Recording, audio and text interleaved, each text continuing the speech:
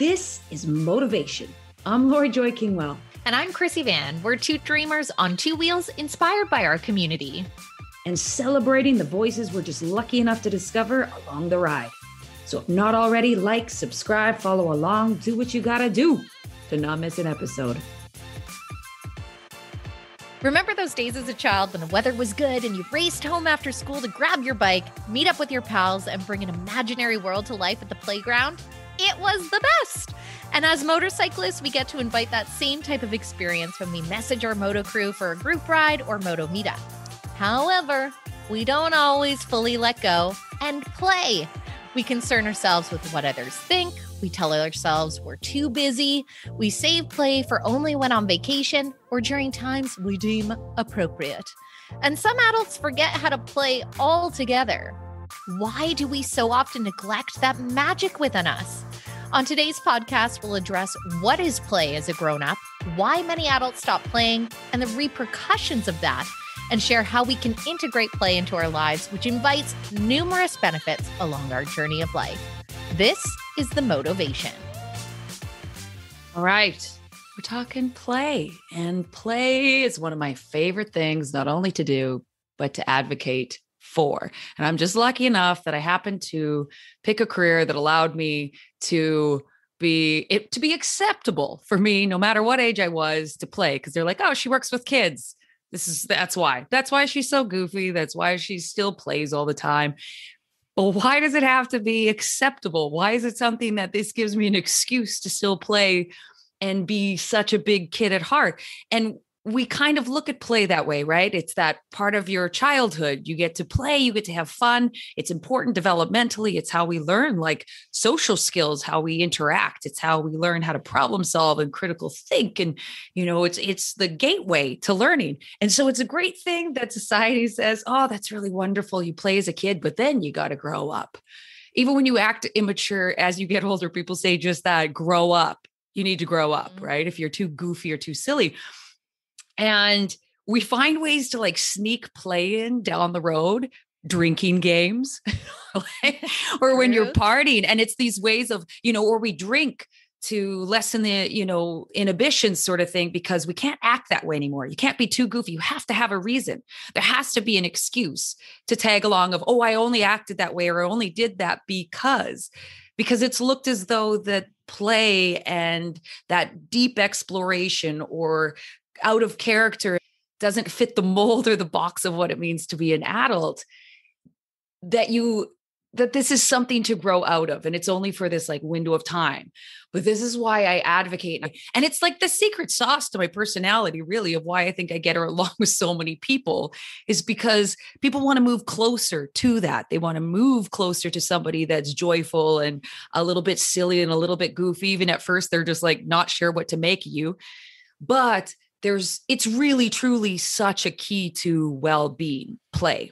It's the kind of thing that actually was a key factor in those times of depression or anxiety, that when I would lean into those parts of my playful self, because I'm just going to name right off the hop, just a chunk of the positives around play as an adult.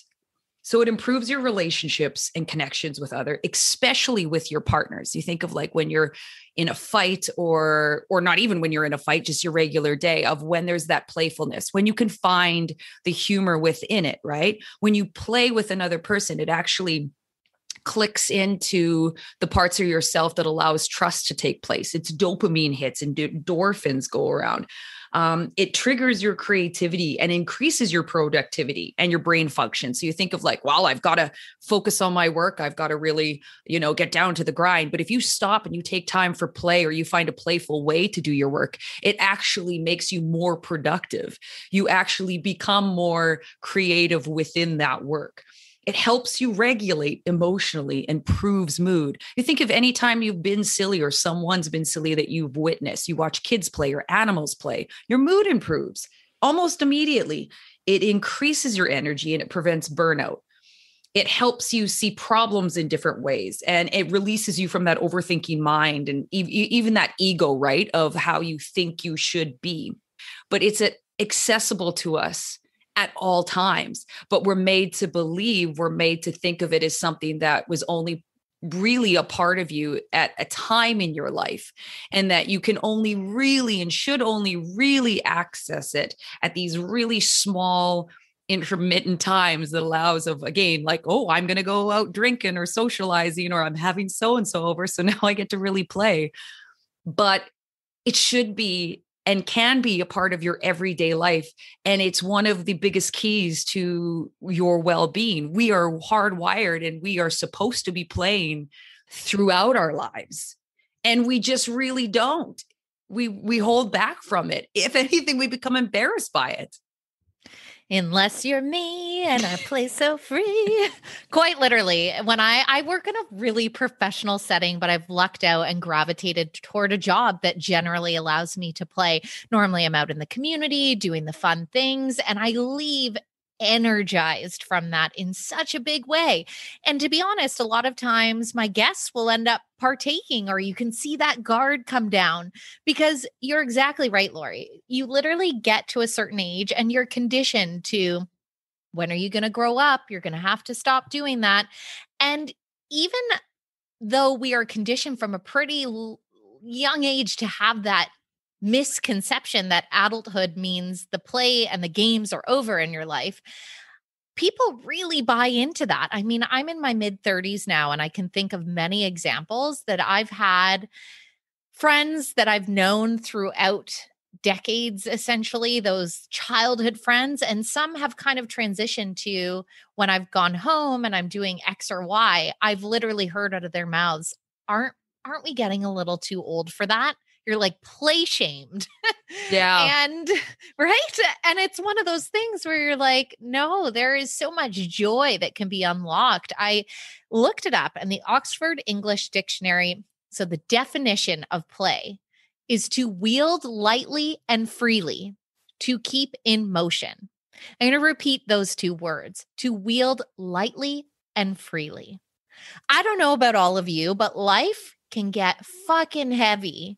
It can be stressful. It can be go, go, go. So why wouldn't you want to do something in your life that can help enhance your sphere with lightness and freedom? Because that sounds pretty damn good to me. I think when people hear play, they have this misconception that it's going around and playing hide and seek, which, to be honest, it's still super fun. Big fan. It's like, don't knock it.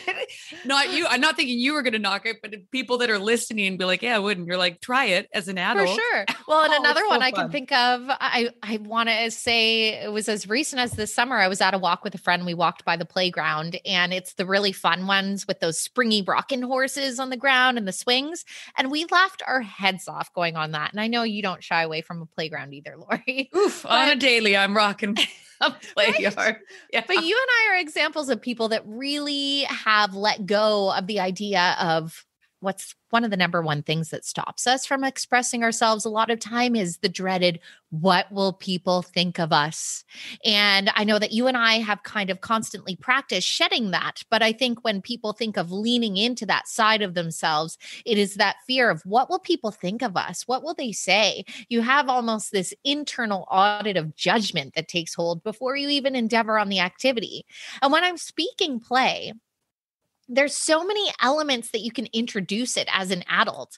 Like, I looked up the 4 pillars of children's play, and I'm sure that, Lori, you can speak to this further, but I came up with rough and tumble, imaginative play, body play, and object play. Mm-hmm. And right away I was like, rough and tumble, fun workouts, like doing outdoor workouts with your friends or family. It doesn't need to be a workout, but I'm like, I would not shy away from a game of adult tag, not gonna lie. Imaginative play. It's a feast for ourselves as adults, leaning into the creative side of ourselves, which we rarely carve the space to do because we're like, we don't have time. We don't have time to sit down and color, to sit down and sing. Yeah, you do. Carve it out. Body play. Hello, dancing. Hello, kitchen dancing, very easy to execute. And object play, I was like, I know many adults that are into Legos and do all sorts of things with your hands. Maybe you take a pottery class. Like, there are so many ways that you can introduce play into your life, either with a pal, by yourself, we somehow lose along the way this idea that we can lean into that part of our brain that's like, I don't care what everyone else thinks. I'm just going to go and do this. But the benefits, as you mentioned in the beginning, Lori, far outweigh what's stopping you because you've given yourself a limited belief if you're not doing it in your life. I like that you use even the examples of things that you have to get done in a day or on the checklist to do, that you can turn into something that becomes play. Like you even said of like dancing while you're putting away the dishes. That's a big one for me. It was finding ways in which you can just make things lighter and more creative. And when you talk about them being, you don't have time for it, everything's going to take you a lot longer anyways, because you're huffing and puffing about it, or you got to get it done, or you're grudging through it. There's a difference between how time flies when you're enjoying what you're doing. And there's a difference between time going when you're not enjoying what you're doing. Yes. And there's almost always an opportunity to create a little bit of fun and a little bit of lightness in almost anything. There really is, but you almost have to start out small and build within your day. Like we talk about everything, like momentum, it always goes back to. But I think more than anything now, we have to lean into play more than we maybe ever have before, because we're not really doing well as a collective right now with mental health. We're not really doing that well when it comes to our connection to one another and our trust in one another. I remember this story about, I can't remember which world war it was, but, they were on, the grounds, and on Christmas Eve, they all ceased fire and played soccer together, everybody. And it was one of these stories that I remember always kind of stood out to me. I say story, but from what I understand, it actually took place. And it was this like joyful experience. These people that are shooting at each other, trying to kill one another, all could come together and play. And just for at least that one moment, you saw the humanity in one another. And right now there's such a polarization between one another globally. And if we could start to tap into play, or we could start to even find a little bit of lightness in maybe those conversations that are so very heavy, doesn't mean don't take them seriously, but if there's something in which you can still connect to people in a way that is through playing and enjoying one another, or making sure that you're having more lighter moments in your day where you're dancing or playing or creating, or like you said, whether it's pottery or whether that's even just playing with Play-Doh. Have you ever played with Play-Doh as an adult? It's super sensorial. Like sometimes I play with these, sensorial activities with kids, and I forget that I'm the adult in the moment because I get smells so great involved. too. Yeah, the Kool-Aid. And it's just there's even just everyone's high in anxieties. And so playing, like I'll wrestle, Dave and I properly wrestle, and we just lose it. Or out of nowhere, I'll just start to throw my body and do like handstands, but on him when he's just trying to watch TV, and he just kind of is like, what are you doing? And I'm just like, I want to play. I just want to play. And we just stop. And I give so much credit to play as to why we still have such a successful relationship 16 years later, is because we play so often. We play board games, we wrestle, we joke, we act silly when we go for our walks in the forest. Most of the times they'll turn into silly things. Like when there was snow on the trees, we would go bang against the trees until the snow dumped on ourselves or dumped on, each other. There was always an opportunity to play. And sometimes when I would be in really dark places, Dave would do deliberate, playful things, and I would laugh, and he'd say, that's why I did it. I just wanted to see you laugh. And it was to remind me to play and to be light. And I just think now more than ever, for our own individual well-being, but a collective well-being, that really take this conversation into consideration. Whoever is listening is to really start to find lightness, joyfulness, and play in small individual moments in your day. And then plug them into almost everything you can do if possible, because it is possible, and it'll change everything, because we're meant to. That's how we're meant to learn and create and produce, and connect. Even if we're meant to, though, I mean, we should do a poll on our Instagram because I'm curious how many people can remember the last time that they played. It's really overlooked a lot of times in our adult lives. And I don't even think it's always people not having the opportunity. I think a lot of the times it's the stories that we tell ourselves about who we are as a person. Mm-hmm. You know, when you get caught up through stages of your life and it can stick with you where you've been conditioned, think about it as a child that you're going to grow up and then you're going to be an adult. And what does it mean to be an adult? And I don't know about you, but I had no adults in my life that told me playing's an option. It was like, you're going to get your bills and you do your job. And that's the thing. Responsibility, responsibility, responsibility. Precisely. And so we take that and then get so set in our ways of who we tell ourselves we are. I am serious. I am professional. I am this, accomplished. That, and the other. Exactly. And the thing is, I heard something actually really profound over the weekend. And it was a little motivational. I'll post it up on one of our social feeds if I find it in my Spotify. But the person I was listening to asked this question, and it's one that I try and remind myself that the question exists from time and time again. And it was, what would you do if you were living your life and you had an hourglass with sand that was tipped over, falling with the time that you had left? Would you live your day differently? And I think those reminders are really important because sometimes we can get so caught up in the story that we tell ourselves of who we are that we forget to do the living. It all unfolds on autopilot, all these circuitry ways that we're used to living and habitually live, but we forget to really grab life and live it. And I think that play is such a fine example of living your life in a full capacity.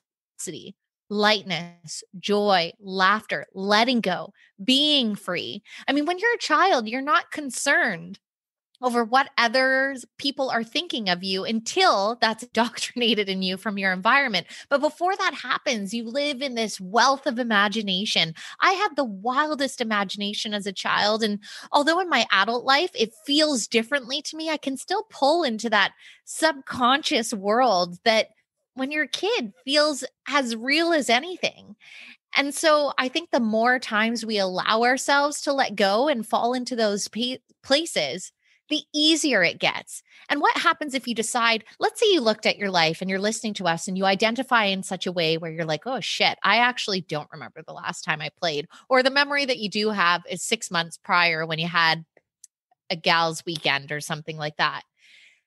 If you just took one simple act in your day and decided to pivot and infuse a little lightness into it and do it differently, that is daily joy.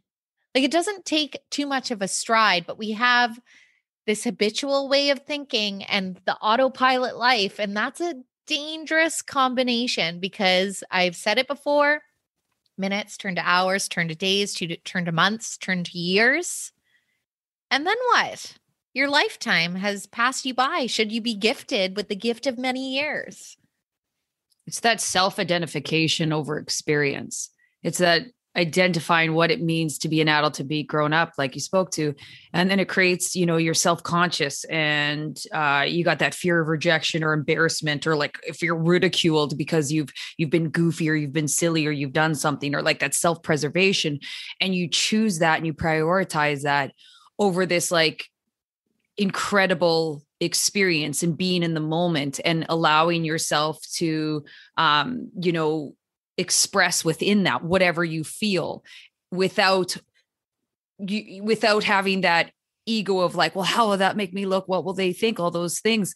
And like I said, working with children for the past 20 some years, I'm around more often humans that have no self-preservation, no worries, there, very little self-conscious moments. And so I'm being fed that information. Therefore, I'm identifying more with kids than I do with adults.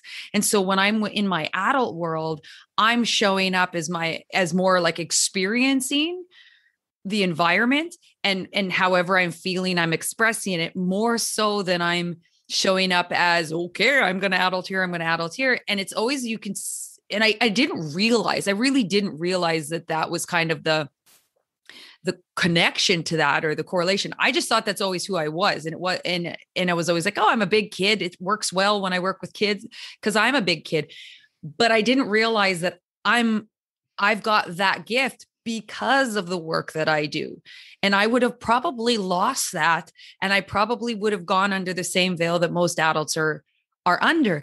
And you can see it's one of the reasons, like I spoke to earlier, I connect very quickly with people. At first, they're like, I don't know if this is a grown human. This isn't quite making so much sense. And then it allows them to say, well, I can loosen up, because if she's so far over the line over there, then I can get as close and it still won't look anything like that person, right? So it allows people to step into a more comfortable version of themselves, because I'm so deeply comfortable for the most part in my goofiness, and it's sometimes, like I do have to work hard to read a room. There's times where I can, but it's like, I'm not the one to take to a fancy restaurant. If you're looking to like, show them that you belong, quote unquote, but like, I'm not your gal, and that's okay. And if you invite me, I'll come, but I'm going to be me. I'm not going to show up as any other version of myself, sort of thing. And I think it's one of those things where when I've witnessed it in other adults myself, I have such a deep appreciation, and I find it's such a breath of fresh air as well. I remember being in Tofino years ago, and I was sitting on the beach, and all of a sudden I saw about 10 adults, and they were playing tag, and they were in their bare feet, and they were all in their like late 20s, early 30s, I'd say. And they were having so much fun. And I just sat there with like a smile plastered on my face. And I felt so much residual joy just from watching them, I wasn't even playing. And I felt so much happiness. And it's the same feeling I get when I go watch, dogs at a park, or kids genuinely in deep play, because there's something that we connect to that immediately brightens our mood, even if we're not doing it, by just watching it, let alone if we ourselves are participating in it. And it's just something that we have to just really absorb and really take into account in our daily lives, because it's profound. I love that story so much. And I know that feeling. It's like a mix of nostalgia, but then you realize it doesn't need to be a nostalgic feeling. Yeah. All wrapped in one. You're kind of like, oh yeah, like you can do things like that. And I love how you started that, because you mentioned essentially that play requires you to be living in the moment. And it becomes very clear why adults struggle, because what are two things that most adults struggle with? Showing up unapologetically as themselves. Mm-hmm. That is a struggle for so many. And play generally requires you to show up in that fashion. And the other element is being present. And that's another facet that we struggle with so much. We're often looking in the future, a lot of times creating our own worry over possibilities that could happen in that future, or regressing and looking at our past. Our mental brain, if we aren't doing the work and taking charge, often will take you in those two directions. But instead, an element like play in your life pulls you into the present moment and requires you to show up in that moment as you are. And like, not even just as you are, full tilt version of you. It bubbles up outside of you once you're feeling that moment of joy and being truly present. It literally pulls this layer that I think a lot of us suppress. And it is because we were told and misled to think that it is something to be suppressed, that you're not adulting right if you indulge in something as controversial as play. And you may still get people that, I mean, when I was on the seawall and on that rocking horse, there were looks without question. But you know what? In that moment, it didn't matter. I was laughing my head off with the girlfriend of mine that we were strolling around, and it was just so pure to the point that that was quite a while ago. And I remember it clearly. It doesn't matter what it looks like to anyone else. Unlocking that part that maybe you've suppressed or maybe you've told yourself you're not allowed to showcase it as an adult, I think it's something you actually need to do work around and start practicing. Because Lori mentioned the actual physiological, biological benefits of all of this. But on top of it, if you are gifted this, like many years of life or a long life, like I think that play is something that you want to be well practiced at for those years and for your golden years and beyond, because it's what keeps us youthful, not youthful in a physical sense. I truly think play is something that lights up that childhood spirit that still lives in all of us. We are always a collection of our lived experiences, and it helps generate memories over those times in our lives and create new ones. And why wouldn't you want to hold on to that? It's that thing of like, is my well-being worth sacrificing for what they may think about me? And the reality of it is you're essentially choosing between what you think of me and what I think of me. And what I think of me is going to be tallied by my experiences. And when we focus on those moments of, wow, what are they going to think of me? Or am I going to come across this way? Or are they going to judge me? Or are they going to say something behind my back? Whatever the dialogue is that's clicking away, is that really more important than how you're going to experience this world and this life? But any of those moments that you really feel as though eyes are on you, or the what ifs, or carrying someone's opinion of you, you know, that's a given. People are going to have their opinions and judgments. That's how they're moving through, but that has more of a reflection of what they're feeling than anything to do with you. And it's just kind of comes down to, and it doesn't make you bulletproof of not being self-conscious in certain avenues or areas, but it sure as hell makes you prioritize how you want to feel in your day, how you want to experience, how you want to connect with people. And it makes everything lighter and more enjoyable and fun as hell, because it's supposed to be. We take ourselves so seriously, and there are very serious things happening, but we can take the lighter version of it to accomplish the same thing and the same goal. And I just think, I just wish people could just work in a setting that I work in for even like a week or a month and just like be surrounded by that. And it's different for parents because they do have a lot more responsibility. And sometimes they play in a way that's like feeling like, oh, I got to get down and play, versus like immersing themselves in that moment with that child. But to just really lose those inhibitions, and it not be because you drank something or smoked something or swallowed something, but it genuinely be because you're fully in the moment and this feels good and you're going to allow yourself to, because that's your right as a human being, you know, it's your right. Absolutely. And I think if most people get really honest with themselves, it's calling. I had such a good example recently. We're based in Vancouver, and the Vancouver Mural Festival put on a winter arts hub. And essentially, the whole mandate of VMF is to create safe places for people to celebrate art and be the art. And I went to one of their events. It was obviously really joyous because things are opening up. So I feel like we've got some serious roaring 20s vibes going on all across the world. That's a good comparison. On that note, they had these colorful light up hula hoops everywhere and like streamers that you could run around with. And they were just out everywhere. There were sanitizer stations, FYI, because, you know, it's still 2022. But literally, I saw people. I took a step back. It was such a joyous feeling. And again, I think because we just haven't been exposed to these type of spaces in a couple of years with a bunch of strangers sharing an experience.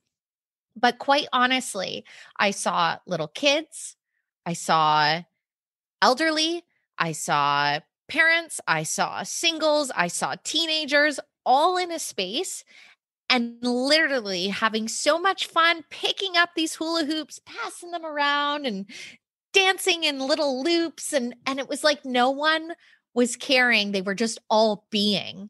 And to me, I was like, I didn't know what to expect when I walked into the entrance of this public display. I didn't know what was waiting on the other side, but it was like everyone let go and just was. And I think it's one of those things that for all the people there, the opportunity and the safe space was created to have that moment, and people leaned in hard. Like I really didn't see anyone standing along the sidelines giving a glare, being like, this is stupid in the corner. People were loving it. And so what I'm conveying is that if you listen, I think the play is calling inside of you, because rarely when those spaces, think of any time you're on vacation, how many people let go and get up and do the dances and do the things. And I get a lot of times that involves copious amounts of alcohol, but there's plenty of people in the early morning before it starts that are getting involved and doing the things. Let's not just make our vacation time or when we deem appropriate the times that we lean into these things. We need to create space in our daily lives to harness that energy because it's just so good. And Lori, I love that you talked about our connection with people, and we talked about it in the sense of people in our immediate sphere or our friends or our family. But like, that was such a good example too of how with strangers, it can bring community. It can bring community. And as an adult, and especially living in such a divisive time, oh, what a gift. What a gift to have that. Mm-hmm. Made me think of this camp that I wanted to go to. It was a couple of years ago. It's an adult camp, and you go play you go for a week. It's in the States somewhere, and you go play all the games that you did when you went as a kid to camp. And it was like sold out every summer because people are really, truly just craving to get back to that. And like you just said, we shouldn't have to wait. We shouldn't have to pay hundreds of dollars and on a waiting list to go play. But Unless it just shows you really want camp motivation. That's what we want to do. That's where we got the idea, because we talked about doing one. And just for that reason, just to like let loose and play. And also, like we spoke to before, it signals within our brain and body trust and connection when we play. It actually, really does. You think of even if something, say you family members, you are at a more tense time, or friends even, and then you're in an environment that's light and everyone's goofy and a little play, and then suddenly all the guards go down and you're there. It might pop up not long afterwards, but again, you step out of ego and that overthinking mind, and think of what that would be like if you were incorporating those things in your life on a regular daily basis. I think what you just spoke to is the perfect place to go into our motivation maintenance.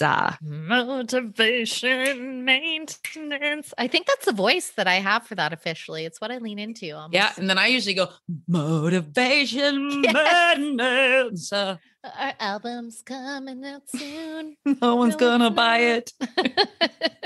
Not with that attitude. Well, Lori, I'll throw it to you first. What is your motivation maintenance to play? This one might be a little too big of a leap for some people, but I'm going to say it anyways. Because a leapfrog? That's a fun game. Oh, that is a fun great play on words. No, that wasn't a play on words. I just tried to sneak play in there. Yeah, I was like, and I fell for it. I was like, yes, well done. So bad. So my favorite thing to do as a kid was to go on the swings. I felt so free. I remember all my worries went away and I just loved it. And so one of the things that I would do when I felt, on the dark side of life, or I just needed to escape is I would go to the park, and it was usually like in the evening when the kids were all kind of gone, and I would just go swing. And I still do it every blue moon when I need to. But it was one of the things that really reminded me how much that going back to old school things that really lit you up as a child that can still do the same to this day. Just like coloring became a really big thing, right? Because coloring was such an almost meditative thing to do as a child. And a lot of adults realized, oh, that still exists for me today. So if you're up for it, think of something that you really love to do as a kid, something that, whether that was, playing games with other kids that were, you could even get friends together to do that, to go play tag or hide and go seek. I know our crew gals would 100% do that. But swings or go down a slide once just to ignite that part of you.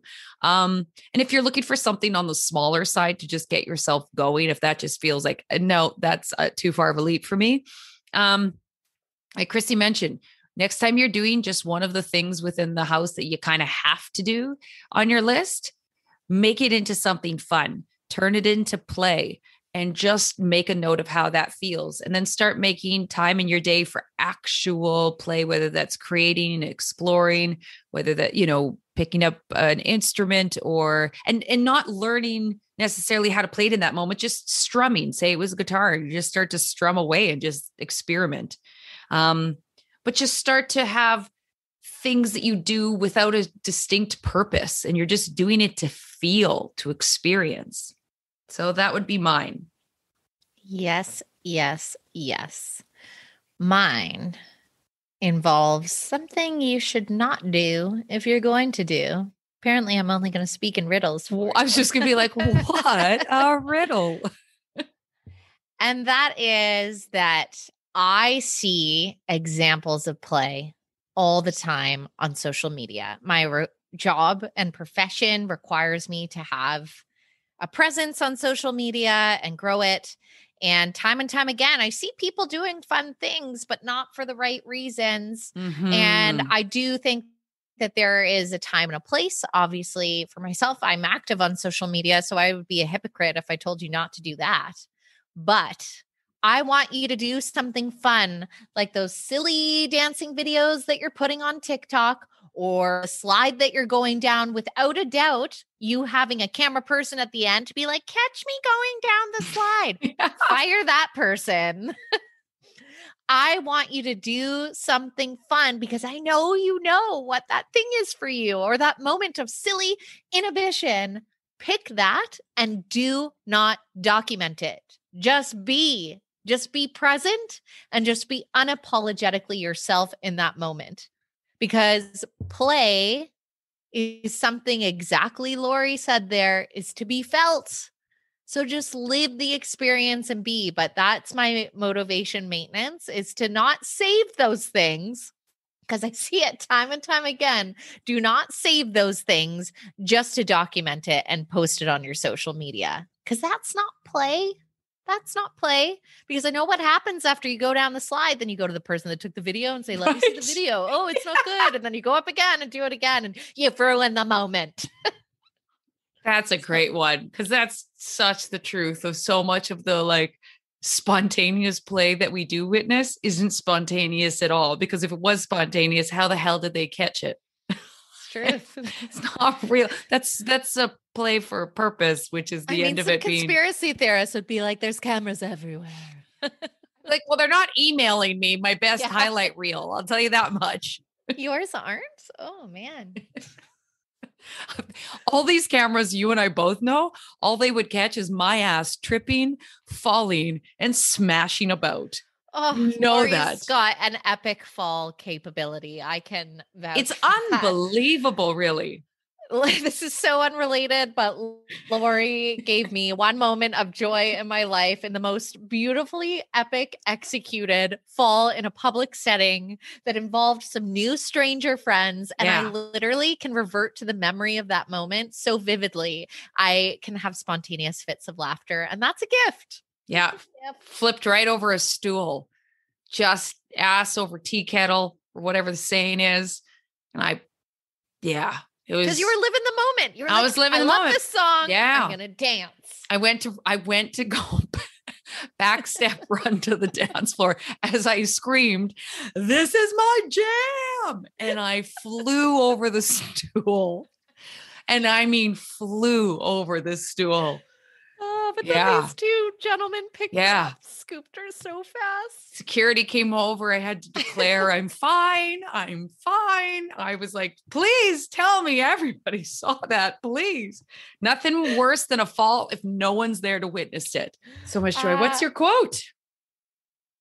So I'm going to preface my quote before I say it. And Lori, you spoke to it in the podcast, how much play is essential for children to learn. It is a key learning ingredient. And as adults, it still helps stimulate growth. I know I mentioned the elderly earlier and how we didn't get to this, but for those in old age, continuing to play can actually, there's studies that are hinting that it could help with dementia.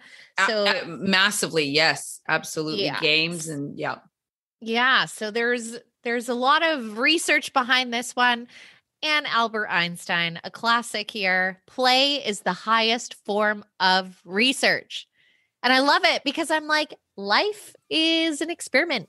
I think for the most part, we don't know why we're here. So play. Lean into this experience. Bring yourself the joy. It's a great one. All right. Mine is George Bernard Shaw. We don't stop playing because we grow old. We grow old because we stop playing. Yes. Yes, King. I was going to say Queen. Yes, King. King. Oh, I've got one I just have to say. Yeah. I'm going to slip in it again because I just feel like it has to be said. Play is not a luxury. Play is a necessity. Yes, Joker. I was just thinking of more people in the deck of cards. I'm like, I could call her Ace, but it's I couldn't. one of the people ones. I thought maybe I quoted Batman, like the Joker from Batman. I was like, what a memory you have. King, Queen, Joker, poker. I'm going to just stop. Yes, the Ace of Spades. It's been a long day. And that is the motivation. You've just listened to the Motivation Podcast with your host, Chrissy Van, and me, Lori Joy Kingwell. Thanks for joining us along the ride. We've got new episodes dropping every Monday, and we're all about community. So follow us on Instagram at Motivation Podcast and visit our website at themotivation.com. And in the meantime, tanks full and full throttle.